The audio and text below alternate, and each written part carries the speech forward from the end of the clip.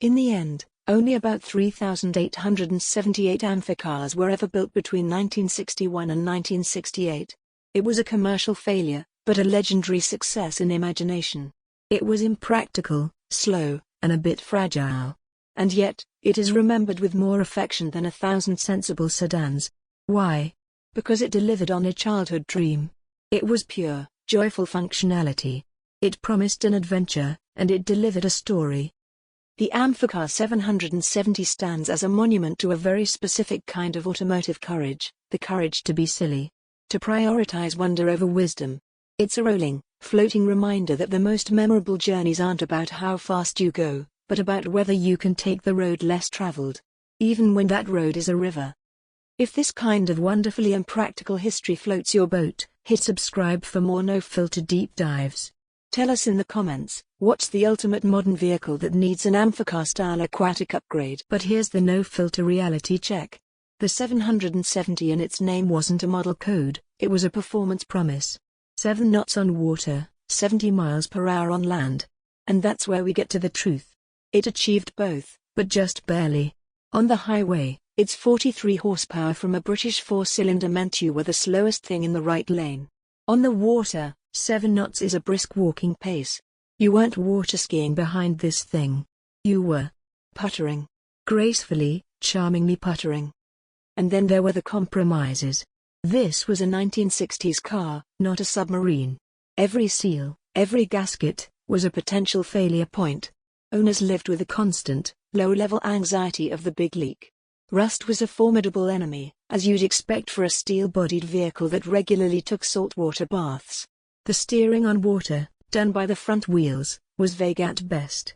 It was not a vehicle for a stormy sea, it was for calm, sheltered lakes on sunny afternoons. It demanded a specific kind of owner, one with a sense of humor, a good relationship with a mechanic, and waterfront property. So, let's make the no-filter comparison. What was it competing against? On land, it was up against proper sports cars like the MG Midget or the Sunbeam Alpine, which were more fun to drive. On water, it faced even simple aluminum fishing boats, which were more capable and cheaper. The Amphicar lost on both fronts in a direct specs battle. But that misses the point entirely. It wasn't competing with a sports car or a boat. It was in a category of one. It competed against a boring Sunday afternoon.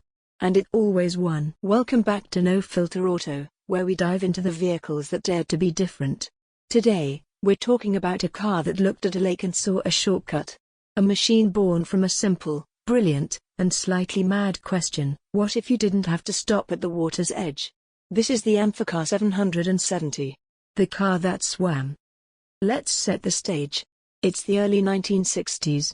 The world is optimistic, space-age, and fascinated with dual-purpose gadgets. From Germany comes this curious creation, a sleek, two-door cabriolet that looks like a relaxed European touring car. But underneath its modest Triumph Herald engine lies a secret. 2 propellers at the rear. A pair of nautical gears. With the pull of a single lever, the driver could transition from a leisurely road cruise to a leisurely aquatic adventure. It wasn't just a car with a boat mode. It was a boat with a car mode. And its tagline said it all: the sports car that swims. The Amphicar's immediate, undeniable hook was pure, unadulterated freedom. The ultimate party trick. Imagine the scene: you're at a crowded beach or lakefront park. You drive right past the no vehicles sign, down the boat ramp, and without missing a beat, you sail into the water. The faces of onlookers were the best advertisement it never paid for. It was the ultimate escape vehicle, offering 2 completely different experiences in one charming, if quirky, package. On land, it was a modest, somewhat underpowered convertible. But on water? You were the captain of the most intriguing vessel in the cove.